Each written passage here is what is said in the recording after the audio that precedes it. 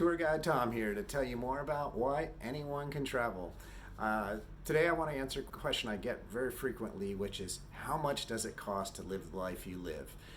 As many of you know, I work for about 6 months and I travel for 6 months. I love the seasonal lifestyle. That's why I'm a tour guide. I can work for 6 months in the United States and then go away and travel the world the other 6 months. How do I do that? I take my money and I go to a cheaper place. It's actually cheaper for me to work in the United States for 6 months and travel for 6 months than it is for me to live in the United States for an entire year. So I take that money and I head out to places like Mexico, Southeast Asia, and those are my two favorites. When I come to Southeast Asia, here are my estimates. I tell most people if you want to live on the cheap, you could probably get by for about $1,000 a month. I've got a friend who lives on 300, but I don't want to dumpster dive. So for about $1,000 a month, you're staying in hostels, you're eating ramen, you're not moving around too much, or you're traveling on buses versus trains and planes. So you can do it for $1,000 a month. That would be my low end. For mid-range, which is what I do, I'd say about $2,000 a month. $2,000 a month means you're eating out on occasion, you're doing a couple tours, and you can stay in some nice places along the way. I'm staying in this nice apartment for about for this apartment as well as basically all my expenses are costing me about $1,800 a month. Now that means I'm not moving around a whole lot. And then if you want to live large, well, I'd say $3,000.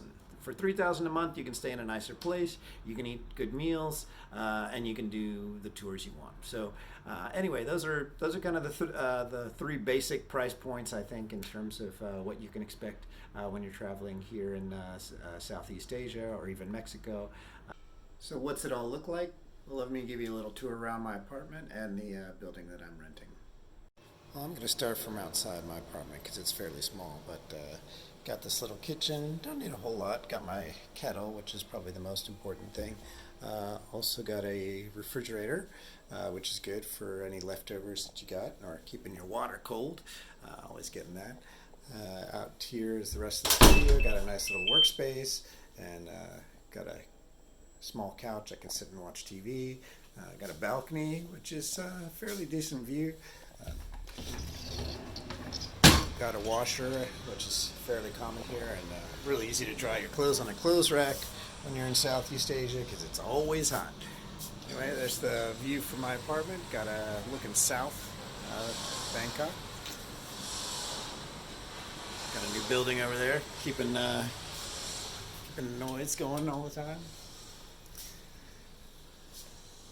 And then here's my bedroom. It's pretty small, but it's nice because I can leave the window open at night and see all the lights of the city.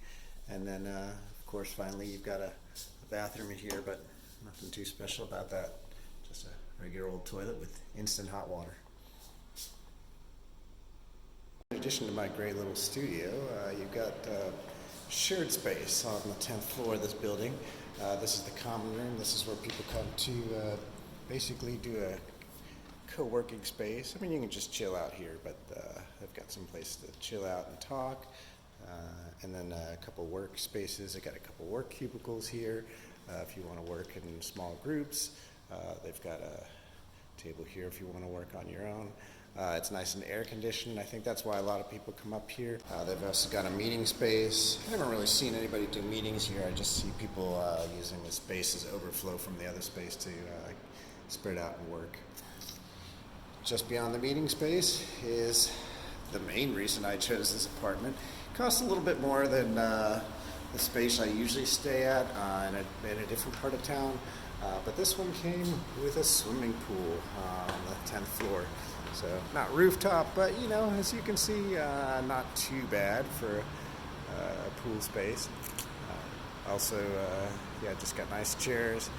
Usually like to sit in that one over there. And then they've got a workout room, a gym as well. So, plenty of equipment in here to use. Great view.